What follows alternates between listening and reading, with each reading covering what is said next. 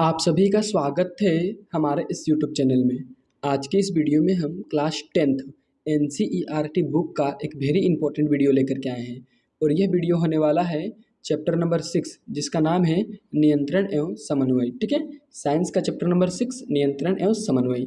अभी ये देखिए, ये जो चैप्टर है चैप्टर नंबर 6 ये पहले 7 में था, लेकिन अब NCERT ने किताब बदल दिया है और ये चैप्टर 6 में आ गया है। ठीक है, और ये न्यू बुक के आधार पर ही हम पाठगत प्रश्न को आज बताएंगे जो कि आपको पेज नंबर 117 में मिलेगा। ठीक है, अगर आप इसी को पुराना बुक में देखेंगे तो वो आपको 132 में मिल जाएगा।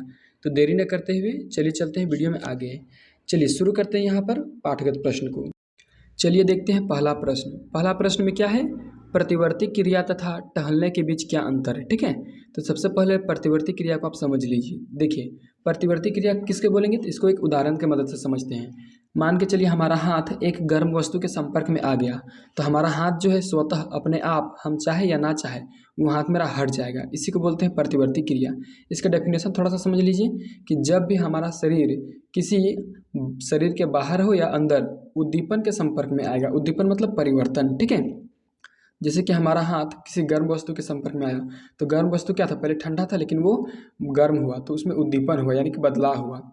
तो जब भी हमारा शरीर किसी उद्दीपन के संपर्क में आता है तो हमारा शरीर में कुछ क्रिया होता है, उसको बोलते हैं प्रतिवर्ती क्रिया। ठीक है, जैसे कि हाथ का हटना गर्म वस्तु को छूने से। अब देखिए टहलना क्या है, तो टहलना सिंपल सा, हमको मन करता है तो टहलेंगे, नहीं मन करके तो नहीं टहलेंगे। चलिए अब इसके आंसर को अच्छे से समझते हैं। प्रतिवर्ती क्रिया एक अनैच्छिक क्रिया है। अनैच्छिक मतलब मेरा इच्छा के अनुसार नहीं होगा, जो किसी उद्दीपन के कारण होता है, यानी कि जो किसी प्रभाव के कारण होता है या बदलाव के कारण होता है। लेकिन टहलना ऐच्छिक क्रिया है जो हम अपने अनुसार करते हैं। लेकिन देखिए टहलना क्या है, ये ऐच्छिक क्रिया यानी कि जिसे हम अपने अनुसार करते हैं। हम चाहेंगे तब टहलेंगे, नहीं चाहेंगे तो नहीं टहलेंगे, यही है ऐच्छिक क्रिया। ठीक है, यानी कि या टहलना। ठीक है, चलिए अब हम देखते हैं दूसरा प्रश्न। दूसरा प्रश्न में क्या है, दो तंत्रिका कोशिकाओं न्यूरॉन। ठीक है, तंत्रिका कोशिका को क्या बोलते हैं, न्यूरॉन। तो दो तंत्रिका कोशिकाओं के मध्य अंतर्ग्रथन सिनेप्स में क्या होता है। देखिए, दो जहाँ पर तंत्रिका कोशिका जुड़ा हुआ होता है उस जुड़न के पास क्या होता है, यही सवाल में पूछा है। तो चलिए उत्तर देखिए क्या है, दो तंत्रिका कोशिकाओं के मध्य अंतर्ग्रथन सिनेप्स में, यानी कि अंतर्ग्रथन मतलब सिनेप्स। ठीक है, खाली स्थान होता है जिसमें एसीटोल कोकोन नामक रसायन पाया जाता है। देखिए खाली स्थान में क्या होता है, एक प्रकार का रसायन होता है, एक तरह से कह सकते हैं, और उस रसायन का नाम क्या है, एसीटोल कोकोन। ठीक है, और यही रसायन सूचना को एक तंत्रिका कोशिका से दूसरे तंत्रिका कोशिका में पहुंचाने का काम करता है। चलिए इसको पिक्चर से देखते हैं। देखिए यहाँ पर क्या लिखा हुआ है, सिनेप्स इंग्लिश में लिखा हुआ है। ठीक है, ये दो तंत्रिका कोशिका का पिक्चर है। ठीक है, और ये जो दो तंत्रिका कोशिका का पिक्चर है उसके बीच में देखिए सिनेप्स लिखा हुआ है, वहाँ पर खाली स्थान रहता है और वहीं पर एसीटोल कोकोन नामक रसायन पाया जाता है। ठीक है, तो चलिए देखते हैं नेक्स्ट क्वेश्चन। चलिए देखते हैं तीसरा प्रश्न। तीसरा प्रश्न में क्या है, मस्तिष्क का कौन सा भाग शरीर की स्थिति तथा संतुलन का अनुरक्षण करता है। इसका मतलब हुआ कि हमारा जो दिमाग है, मस्तिष्क है, उसमें कौन सा भाग, ठीक है, हमारे शरीर को हर तरह से बचाता है और हमारे शरीर को जितना काम करना है उतना ही काम करने के लिए उत्तेजित या तो फिर उसको काम करने के लिए मदद करता है। तो चलिए इसका उत्तर समझते हैं। उत्तर क्या है, मस्तिष्क का पीछे का भाग में अनुमस्तिष्क शरीर की स्थिति तथा संतुलन का अनुरक्षण करता है। देखिए हमारा जो मस्तिष्क का पीछे वाला भाग है, उस पीछे वाला भाग में से एक और एक भाग है। ठीक है, पीछे वाला भाग में से अलग अलग भाग है और उस भाग में से एक का नाम है अनुमस्तिष्क। क्या नाम है, अनुमस्तिष्क। ठीक है, और उसमें और सा है पॉन्स है, मेडुला है, लेकिन अनुमस्तिष्क क्या करता है, तो शरीर के स्थिति तथा संतुलन का कार्य करता है। तो चलिए देखते हैं चौथा क्वेश्चन। चलिए देखते हैं अब चौथा प्रश्न, जिसमें पूछा गया है कि हम एक अगरबत्ती की गंध का पता कैसे लगाते हैं। तो चलिए इसका उत्तर समझते हैं आसानी भाषा से। ठीक है, देखिए इसका तो एक सिंपल सा उत्तर हो सकता है कि हम अपने अगरबत्ती का गंध, हम एक अगरबत्ती का गंध मस्तिष्क द्वारा लगाते हैं। ठीक है, लेकिन इसका ये सटीक उत्तर नहीं है, विश्लेषण नहीं है। इसका भी हम विश्लेषण भी बताएंगे और आप लोगों को समझाएंगे भी कि किस प्रकार से हम एक अगरबत्ती का गंध को अगरबत्ती का गंध ही बोलते हैं, दूसरा कुछ नहीं बोलते हैं। जैसे कि बदबू नहीं बोलते हैं, परफ्यूम नहीं बोलते हैं और दूसरा कुछ नहीं बोलते हैं। तो चलिए सबसे पहले आंसर को पढ़ लेते हैं, फिर आपको एक एक करके स्टेप बाय स्टेप समझाएंगे। चलिए आंसर क्या है, जब अगरबत्ती का गंध हमारे मस्तिष्क तक पहुंचता है। देखिए जब गंध को हम नाक के द्वारा लेते हैं और हमारे नाक के अनेक तंत्रिका कोशिकाओं से होते हुए ये जब मस्तिष्क में पहुंचता है तब का बात है। ठीक है, तो उस गंध का पहले से प्राप्त अगरबत्ती के गंध से मिलान किया जाता है। देखिए हम जीवन में कभी ना कभी अगरबत्ती का गंध जरूर लिए होंगे। तो ये जो हम अभी नया नया गंध लिए, उस गंध का मिलान उस पुराने सभी गंधों से किया जाता है, ठीक है। मान के चलिए पुराना में हम पहले बहुत सारा गंध लिए हुए रहते हैं, परफ्यूम का, उसके बाद फूल का, गंदा पानी का, अगरबत्ती का, ठीक है।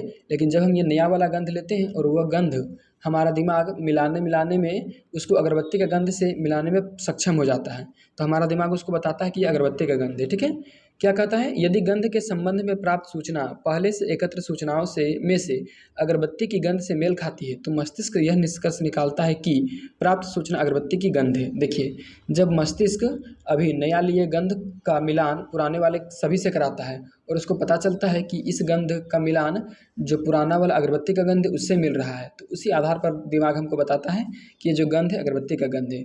अगर आप कोई परफ्यूम लगाएंगे जो कि एक कोई भी अगरबत्ती के जैसा होगा, और जब आप घर में रहेंगे तो अगरबत्ती नहीं जलने पर भी जो नया व्यक्ति है, ठीक है, जो उस अगरबत्ती की गंध को पहले जानकार होगा तो उसको वो अगरबत्ती का गंध ही बताएगा, वो परफ्यूम नहीं बताएगा, क्योंकि उसका दिमाग वैसा गंध को अगरबत्ती का पहचान दिया है, ठीक है। तो चलिए, ये क्वेश्चन का हो गया क्लियर आंसर। चलिए 5वां क्वेश्चन पढ़ते हैं। चलिए अब हम देखते हैं 5वां प्रश्न, जो कि इस वीडियो का अंतिम प्रश्न होगा, लास्ट प्रश्न होगा। प्रश्न पूछा है, प्रतिवर्ती क्रिया में मस्तिष्क की क्या भूमिका है। इसका मतलब हुआ कि जब प्रतिवर्ती क्रिया होता है तो उसमें मस्तिष्क क्या काम करता है, ठीक है। तो चलिए इसका उत्तर को समझते हैं। कहता है, प्रतिवर्ती क्रिया एक अनिच्छिक क्रिया है जिसका नियंत्रण एवं समन्वय मेरुरज्जु के द्वारा किया जाता है, ठीक है। देखिए, ये जो प्रतिवर्ती क्रिया है इसका जो नियंत्रण यानी कि इसका कंट्रोल और समन्वय यानी कि उसके अनुसार कार्य करने की क्षमता, ये मेरुरज्जु के द्वारा किया जाता है, ठीक है। और ये जो कार्य है मेरुरज्जु के द्वारा किया जाना, इसमें मस्तिष्क का बहुत बड़ा रोल नहीं होता है, ठीक है। आगे पढ़ते हैं।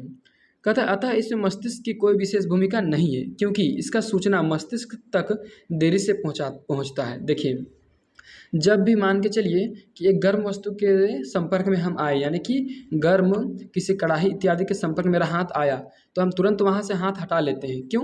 क्योंकि ये जो मेरा हाथ है उसमें तंत्रिका कोशिका है, ठीक है। ये तंत्रिका कोशिका उस सूचना को, उस गर्म वाला सूचना को सबसे पहले मेरुरज्जु में भेजता है, ठीक है। मेरुरज्जु हम कहाँ है, तो हमारे पीठ का जो रीढ़ का हड्डी है उसके बीच में है, ठीक है। ये जो मेरुरज्जु है वो क्या करता है, मेरुरज्जु उस वहीं पर से अपने आप से निर्णय लेता है और वहाँ से हाथ को हटाने का संदेश देता है, ठीक है। और हाथ हटाने के बाद ये खबर दिमाग के पास पहुँचता है, ठीक है।